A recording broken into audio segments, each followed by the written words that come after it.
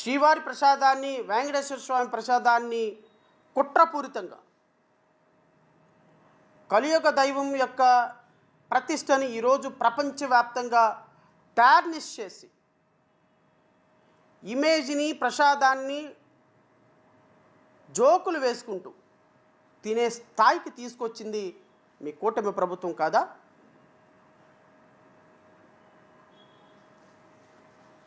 నేను గౌరవ ఉప ముఖ్యమంత్రి గారు మాట్లాడినటువంటి 2 వీడియోలు మీకు ఈరోజు చూపించిన తర్వాత నేను వారి సమస్యలకు కూడా వారి మాటకు కూడా నేను కొన్ని ప్రశ్నలు సంధించాల్సిన బాధ్యత ఉన్నది. ఎందుకంటే ఈరోజు వాళ్ళకి సంబంధించి కొంత కాన్స్టిట్యూషన్ కూడా చదివి వినిపించాల్సిన బాధ్యత. సంబంధించిన విషయం ఇదే ఇష్యూ కనుక, ఇదే సమస్య కనుక ఏ ఒక్క మతానికి జరుగుంటే, హిందూ ధర్మానికి కాకుండా, వెంకటేశ్వర స్వామి వారికి కాకుండా ఇంకెవరికి జరిగినా కానీ ఈ దేశం గగ్గులై ప్రపంచం అంతా గగ్గులు పెట్టేసేవారు. సమస్య ఏముందంటే ఇది మన ప్రతి ఒక్క హిందూ కూడా ఆలోచించాల్సింది. ఏం మాట్లాడాలి దీనికి ఒక్క చెప్పటి ప్రజలకు తెలియజేయాల్సింది ఏంటంటే ఇదే వేరే ఇస్లాంకి జరిగిన, క్రిస్టియానిటీకి జరిగిన, జీసస్ క్రైస్ట్ కి జరిగిన, మహమ్మద్ ప్రవక్తకి జరిగిన, అల్లాకి జరిగిన ఇలా ఉండేది కాదు. వాళ్ళు ఆ రోజు మన కౌన్సిల్ లో కూడా అలా పటాలు తీసుకొచ్చేవాళ్ళు వేరే ఏ దేవత. బికాజ్ ఇది హిందువులు కాబట్టి వీళ్ళ కులాలతో ముక్కలుగా అయిపోయి ఉంటారు కాబట్టి, హిందువులు తమ మతాన్ని ఎడాపెడా వీళ్ళు జోకులు వేసుకోగలరు కాబట్టి దీనికి సీరియస్నెస్ లేదు. Before blaming anybody else, every Hindu has to take a responsibility for every Hindu. వీళ్ళు ఇంత మాట్లాడుతున్నారు తిరుపతి లడ్డు మీద. నిజంగా వీళ్ళు కనుక మాట్లాడితే, అదే వేరే మతం గురించి ఎందుకు మాట్లాడరంటే ఓట్లు పోతాయి. హిందువులు ఓట్లు చాలా ఈజీగా ముక్కలు కులాలను చేసి పెట్టేసి పోతాయి. ఆ వెంకటేశ్వరం కాబట్టి శివుడు ఉంటాడు, శివుడు కాబట్టి అమ్మవారు ఉంటాడు. ఈజీగా ఇది ధర్మానికి సంబంధించిన విషయం. ఇదే ఇష్యూ రాష్ట్ర ప్రజలారు ఒకసారి గమనించండి. గౌరవ ఉప ముఖ్యమంత్రి గారు మాట్లాడిన సందర్భంలో ఇది ఒక ధర్మానికి సంబంధించిన అంశం, ఒక హిందువుకి సంబంధించినటువంటి అంశం. ఈ దాడి ఒక ఇస్లాంకి జరిగితే, ఒక క్రిస్టియన్కి జరిగితే, ఒక చర్చికి జరిగితే, ఒక మసీదుకి జరిగితే, ఒక మహమ్మద్కి జరిగితే రాష్ట్రం అల్లకల్లోలం అయిపోయేది, దేశం అల్లకల్లోలం అయిపోయేది. 21 నియోజకవర్గాల్లో గౌరవ ఉప ముఖ్యమంత్రి గారికి ఓట్లు వేసినటువంటి క్రిస్టియన్స్ని, ముస్లిమ్స్ని 21 నియోజకవర్గాల్లో రమారమి 21 లక్షల మంది ఉంటారు నాకు తెలిసి.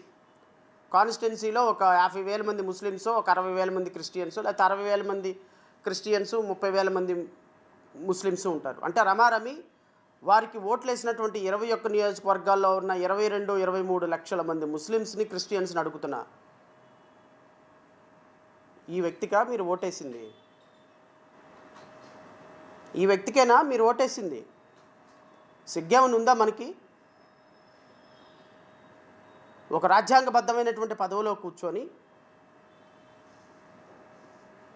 మా హిందూ ధర్మానికి జరిగితే మేము ఊరుకోవాలా? మీ క్రిస్టియన్స్కి జరిగితే ఊరుకుంటారా? మీ ముస్లిమ్స్కి జరిగితే ఊరుకుంటారా? మీ మహమ్మదులకి జరిగితే ఊరుకుంటారా అన్న ఉప ముఖ్యమంత్రి ఈ దేశ చరిత్రలో, ఈ దేశంలో ఎవరైనా ఉన్నారా? ఈ దేశ చరిత్రలో, ఈ దేశ రాజకీయ చరిత్రలో ఒక కాన్స్టిట్యూషనల్ పోర్టులో 5.5 కోట్ల మందికి ఒక మంత్రిగా, ఒక ఉప ముఖ్యమంత్రిగా కూర్చొని 5.5 కోట్ల మందికి ప్రతినిధిగా ఉండాల్సినటువంటి అసెంబ్లీలో 5.5 కోట్ల మంది కట్టేటువంటి హిందువులు పన్నులు కట్టడం లేదా? ముస్లిమ్స్ పన్నులు కట్టడం లేదా? క్రిస్టియన్స్ పన్నులు కట్టడం లేదా? మీ ట్రెజరీలో పడే 1 రూపాయి, మీరు కారులో వాడే 1 పెట్రోలు, ఏ క్రిస్టియన్ సబ్బు కొంటేనో, ఏ క్రిస్టియన్ సినిమాకి వెళ్తానో, ఏ ముస్లిము హోటల్కి వెళ్తానో వచ్చిన ట్యాక్స్లోంచి డబ్బన్న మినిమం కామన్ సెన్స్, మినిమం ఇంగిత జ్ఞానం లేని ఒక ముఖ్యమంత్రి, ఉప ముఖ్యమంత్రి కాదా నీవు? ఒక కాన్స్టిట్యూషనల్ స్పిరిట్ లేని ఒక శుద్ధ ఇంకా నా నోటికి ఇంకా పెద్ద మాటలు వస్తాయి, ఇంకా చాలా తమాయించుకుంటున్నాను నేను.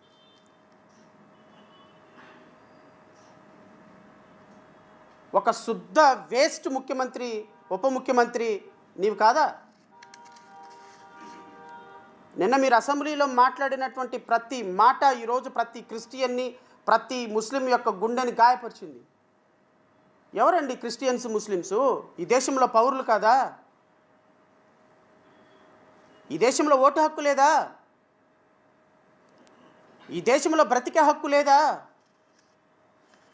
ఎవరి మీద దాడి జరిగింది, ఎవరిని నిందిస్తున్నారు, ఎవరిని తీసుకొస్తున్నారు, ఎవరి మొత్తం మీద మీరు గొడవ పెడుతున్నారు, ఎవరిని లోపలికి లాగుతున్నారు, ఎవరి కులమత ఘర్షణలు పెడుతున్నారు ఉప ముఖ్యమంత్రి గారు మీరు? తిరుమల లడ్డు విషయంలో అసలు జరిగిన కల్తీకి, మీరు చెప్పబడుతున్న కల్తీకి హిందూ ముస్లిమ్స్కి క్రిస్టియన్లకి ఏం సంబంధం సార్? వాళ్ళ చర్చలు ఎందుకు వస్తున్నాయి సార్ డిస్కషన్లోకి? వాళ్ళ మసీదులు ఎందుకు వస్తున్నాయి సార్ డిస్కషన్లోకి? వాళ్ళ దర్గాలు ఎందుకు వస్తున్నాయి సార్ డిస్కషన్లోకి? అంటే హిందువులు వేరు, ముస్లిమ్స్ వేరు, క్రిస్టియన్లు వేరు మీ దృష్టిలోనా? రాజ్యాంగం మీద మీరు ప్రమాణం చేసి ఉప ముఖ్యమంత్రి అయ్యి, రాజ్యాంగం మీద ప్రమాణం చేసి మీరు ముఖ్యమంత్రి అయ్యి, ఆయనంట బైబిల్ పట్టుకున్నాడంట కరుణాకర్ రెడ్డి, కాబట్టి ఆయన పనికిరాడంట. ఎవరిని అవమానిస్తున్నారు సార్ ఉప ముఖ్యమంత్రి గారు, ముఖ్యమంత్రి గారు మీరు? అంటే బైబిల్ పట్టుకున్న వాళ్ళు చేతకాని వాళ్ళలాగా, తెలివిలేని వాళ్ళలాగా, మీకు ద్రోహుల్లాగా, టెర్రరిస్టుల్లాగా కనపడుతున్నారా ఈ దేశం, ఈ రాష్ట్రంలో? ఆ పైన కూర్చున్న ఉప ముఖ్యమంత్రి చర్చలన్నీ పడగొడుతుంటే లేవని నోరు ఇప్పుడు లెగుస్తున్నాయే. ఏం జరిగిందని లెగుస్తున్నాయి అంటున్నా నేను. ఎవరి ధర్మానికి అన్యాయం జరిగింది అంటున్నా నేను. ధర్మానికి అన్యాయం చేసింది రాజకీయ ప్రయోజనాలతోటి మీరు, మీ ముఖ్యమంత్రి, మీ మంత్రులు, మీ 164 మంది ఎమ్మెల్యేలు, ప్రజాప్రతినిధులు. ధర్మానికి అన్యాయం చేసింది మీరు సార్. శాంపిల్లో అనవసరమైనటువంటి కెమికల్స్ కలిపి ఎన్డీడీబీ రిపోర్ట్ని మ్యానిపులేట్ చేసి, ఎన్డీడీబీ మాకు సంబంధం లేదని ఇచ్చిన రిపోర్ట్ని, ఎన్డీడీబీ అసలు ఇది రిపోర్టే కాదు ఎవిడెన్స్ కింద పనికిరాదు ఇచ్చినటువంటి రిపోర్ట్ని బేస్ చేసుకొని మతాల మధ్య శ్రీ వెంకటేశ్వర స్వామి ప్రసాదాన్ని అవమానపరిచింది నువ్వు. You are responsible, you are culprit.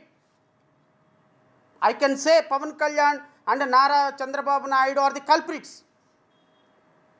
వారు తిరుమల వెంకటేశ్వర స్వామి యొక్క ప్రసాదాన్ని కల్తీ చేసేదాన్ని రాజకీయంగా వాడాలి అని ఒక ప్లాన్ చేసి, తద్వారా ఎన్డీడీబీ రిపోర్ట్ని మ్యానిపులేట్ చేసి ప్రజల మధ్య విద్వేషాలు రెచ్చగొట్టడానికి ప్రయత్నం చేసిన మీ మీద కేసు కట్టాలి సార్. అసలు you people are responsible for that.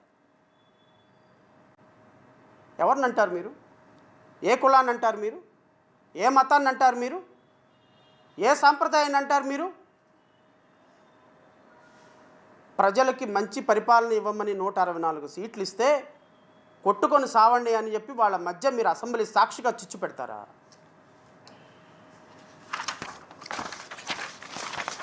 నేను ఇంకొక వీడియో చూపించిన తర్వాత గౌరవ ఉప ముఖ్యమంత్రి గారికి కొన్ని రాజ్యాంగ సూత్రాలు చదివి వినిపిస్తా.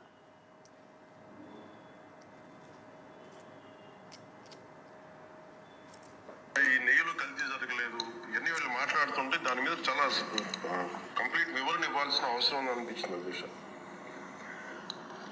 ముఖ్యంగా గత ప్రభుత్వ పాలనలో ఉన్నప్పుడు ఎక్కడా కూడా దేవాలయాల మీద దాడులు జరిగిన, ఇంకోటి జరిగిన ఎక్కడా కూడా మేము దోషుల్ని పట్టుకోండి అని చెప్తా వచ్చాం తప్ప ఎక్కడా కూడా మీరు చేయించారని కానీ, మీరు ఉన్నారని కానీ ఎక్కడ ఎందుకంటే ఆ టెక్ను కూర్చోబెట్టి ఎలా పడితే అలా మాట్లాడడానికి బాధ్యత ఉంటాం కాబట్టి అలా మాట్లాడలేదు. అలాగే ఇది కూడా గౌరవ ముఖ్యమంత్రి గారు రోజు ఎన్డీఏ సభలో చెప్పినప్పుడు మాకు కూడా ఏమనిపించిందంటే దీన్ని ఎలాగా అడ్రస్ చేయాలి నాకైతే ఇంటికి వెళ్ళాక నాకు అర్థం కాదు. ఇలాగ యానిమల్ ఫ్యాక్స్ కూడా కలిసి ఇది ఎన్డీడీబీలో వచ్చింది అని, నేషనల్ డైరీ డెవలప్మెంట్ బోర్డు దాంట్లో. సో ఇవన్నీ కూర్చోబెట్టి మాట్లాడుతున్నప్పుడు నేను తర్వాత మార్నింగ్ నేను ట్వీట్ చేశాను దాని మీద.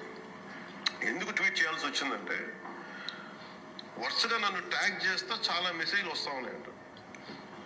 నా ఆఫీస్ నుంచి అన్ని పంపించేటప్పుడు నేను చూసాను ఏం జరిగిందంటే మీరు ఎవరు మాట్లాడరేంటి, ఇలాంటి రిపోర్ట్ నప్పుడు కూడా మీరు ఎవరు మాట్లాడరు ఏంటంటే, అప్పుడు నా ఉద్దేశం ఏముందంటే తిరిగి ఈ దేవాలయాలు జరిగే ఇలాంటివన్నీ ఇవన్నీ కూర్చోబెట్టి దీనికి ఒక రక్షణ ఒక సనాతన ధర్మ రక్షణ బోర్డు లాంటివి ఉంటే బాగుంటుంది. ఎందుకంటే ఇలాంటి కూర్చోబెట్టి చాలా న్యూట్రల్గా, చాలా ఆబ్జెక్టివ్గా చేయొచ్చు ఇవి అనే ఉద్దేశంతో నేను పెట్టాను అధ్యక్షుడు. నాకు గిల్ట్ ఎక్కడ వచ్చిందంటే, అదే ఇవన్నీ మనకి లాస్ట్ 2-3 years మన టెంపుల్ దగ్గర తిరుమలకి వెళ్ళినప్పుడు కూడా గౌరవ మంత్రివర్యులు మనోహర్ గారు మేము వెళ్ళినప్పుడు మా దృష్టికి చాలా మంది తీసుకొచ్చారు అధ్యక్షుడు. మేమే 2-3 పర్యాలు మేమే మాట్లాడుకున్నాం. సో నాకు అవన్నీ గుర్తొచ్చి అరే మనకి తప్పు జరిగింది తెలిసి మనం దాన్ని సరిగ్గా తీసుకెళ్ళకపోయిన ఒక పశ్చాత్తాపంతో నేను ఒక దీక్ష చేశాను అధ్యక్ష. ఆ తర్వాత దాన్ని అందరూ అన్ని రకాలుగా తీసుకెళ్ళారు సార్, 3 పార్టీస్. అలాగే మాకు తర్వాత మొన్న గౌరవ ముఖ్యమంత్రి గారు మనకి కేశవ్ గారు మా క్యాబినెట్లో కూర్చున్నప్పుడు మా దృష్టికి తీసుకొచ్చింది, అసలు ఈ నెయ్యే లేదనేది చాలా స్పష్టంగా తెలియదు. మాకేమనిపించింది అంటే ఏదైనా సరే innovation is very important in life. Innovation లేకపోతే ఈ పార్టీకి ఒక్కొక్కరు ఒకవేళ ఇన్నోవేట్ చేస్తారు. బట్ ఈ పర్టికులర్ ఈ గత ప్రభుత్వంలో ఉన్న రాష్ట్ర ప్రజలకు ఏమైనా అర్థమైందండి? రాష్ట్ర ప్రజలకి ఉప ముఖ్యమంత్రి మాట్లాడేది ఏమైనా అర్థమైందా? నాకైతే ఒక్క ముక్క